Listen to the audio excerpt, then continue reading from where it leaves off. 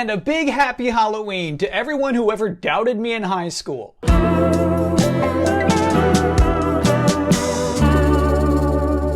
Good evening to all my fellow freaks, creeps, and kooks. It's Halloween time, and with that comes the familiar stench of candy corn, carved pumpkins, and underwhelming Call of Duty games. It's time. But I've got a truly scary story for you tonight. It was just a Tuesday night. I was playing Gotham Knights. And I pressed L1 to use my grappling hook to connect to some steel beam I shouldn't have been able to balance upon. And I said to myself, I like this more than Horizon Forbidden West. You see, this opinion simply shouldn't exist. This is true psychological horror.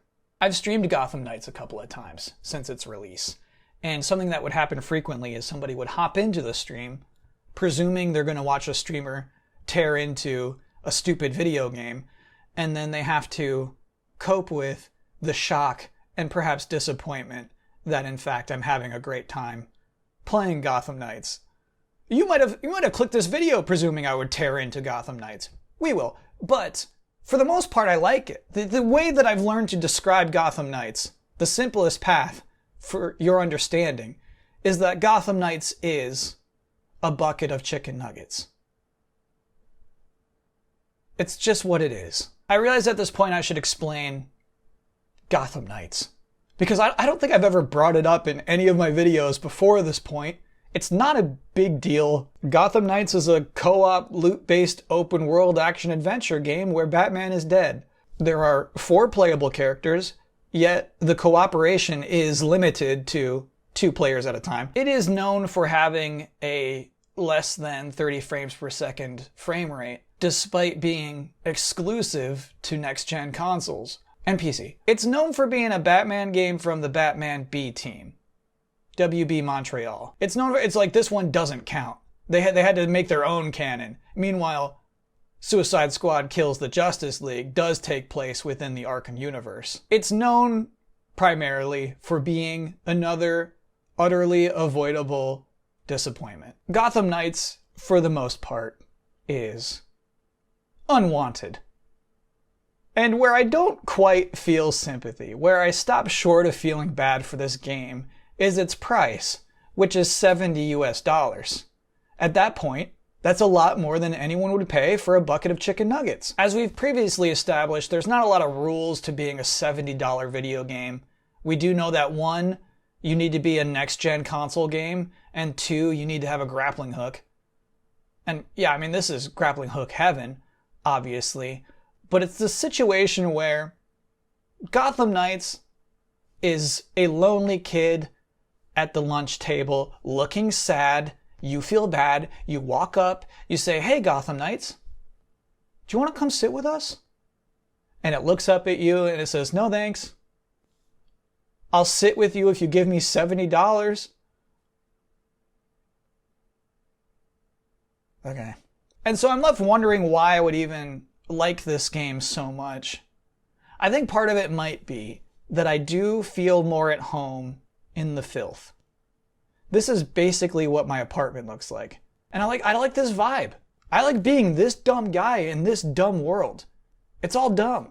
It's all dumb and it's barely striving to be more than dumb. Another thing is, yeah, this is loot based. I hate granular loot, but I like broken loot. This is a beat 'em up game. It's about punches and kicks. But look how you can play if you want to. Call that fighting? Huh. And I think that's a huge difference between this and something like Horizon, which I felt like had so many systems in place to prevent you from ever feeling overpowered. Like you would get a really nice piece of armor, but the only way to unlock slots was to like go fight the hardest monster 5 times.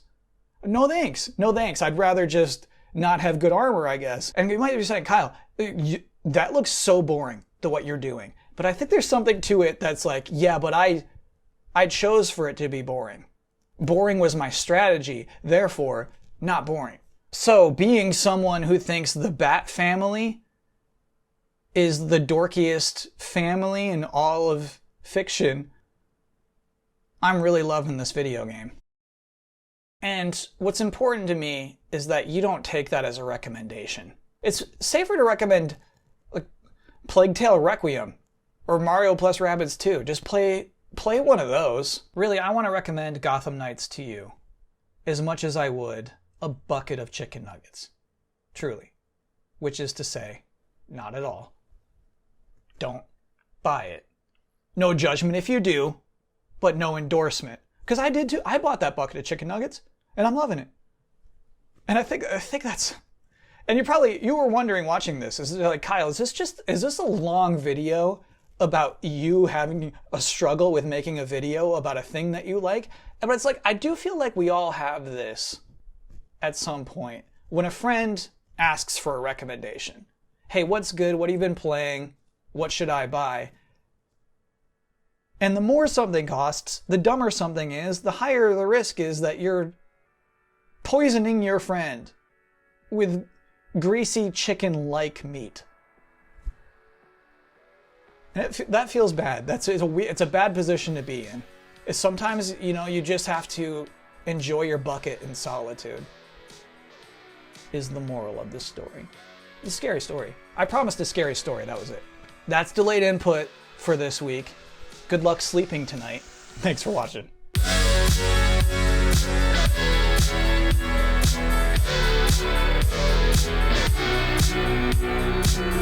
There's a topic that a lot of you have been hoping I'd get into over the past couple of weeks. And I guess the best time is now. To catch you all up, 1 year ago I made a deal with a demon named Snazelzaw to resurrect the Mega Man Legends series, which was a forbidden necromancy that resulted in the manifestation of a collaborative rap album between Shrek and the Grinch that would release in 2022. And here we are, they did it. It's been out for a couple of weeks that Shrek and the Grinch made a rap album together. And you would think I'd be happy to ignore it on this show, and believe me, I would be. We don't do Shrek stuff anymore. We've evolved past that. The problem is, apparently, it's pretty good. People are saying that it's actually like, it's not a joke. They didn't do like comedy rap. That they actually like Shrek and the Grinch made a good rap album.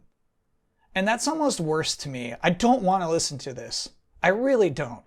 But I figure in the spirit of Halloween, I should give it a shot for this show. I will be brave for you. And we'll listen to the album. All right, track 1 is titled Come.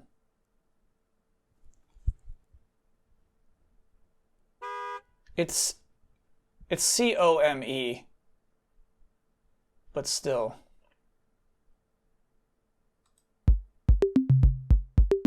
Okay, you know what, actually, I don't think I'm ready. I don't think I can, because you know what's going to happen is the second one of them starts talking, I'm going to shrivel into a coconut.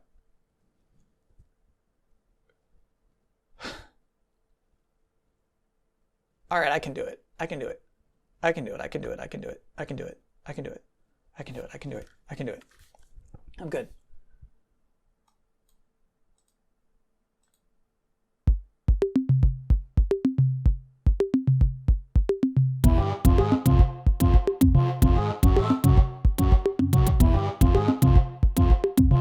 No, this is a joke.